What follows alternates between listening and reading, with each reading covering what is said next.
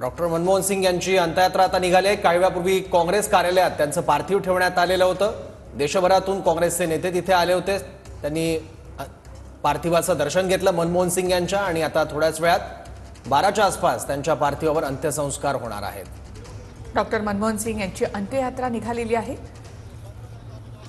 भारताचे 14वे पंतप्रधान डॉक्टर मनमोहन सिंग हे एक विचारवंत आणि अभ्यासक म्हणून ओळखले जात होते आणि डॉक्टर मनमोहन सिंग यांना अखेरचा निरोप या ठिकाणी दिला जातोय। काँग्रेस मुख्यालयामध्ये डॉक्टर मनमोहन सिंग यांचा पार्थिव अंत्यदर्शनासाठी ठेवण्यात आलं होतं आणि तिथून आता डॉक्टर मनमोहन सिंग यांची अंत्ययात्रा निघाली आहे। अन्य काही पक्षांचे नेते सुद्धा अंत्यदर्शनासाठी पोहोचले होते आणि त्यानंतर आता थोड्याच वेळात मनमोहन सिंग यांच्या पार्थिवावर अंत्यसंस्कार केले जातील। शासकीय इतमामात हे अंत्यसंस्कार केले जातील।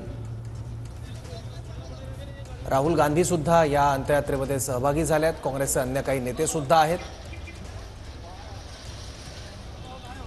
पंतप्रधान म्हणून दोन्ही टर्म मनमोहन सिंग यांच्या उल्लेखनीय राहिल्या आहेत। अनेक महत्त्वाचे निर्णय सुद्धा देशाला दिशा देण्याच्या दृष्टीने घेण्यात आलेले होते।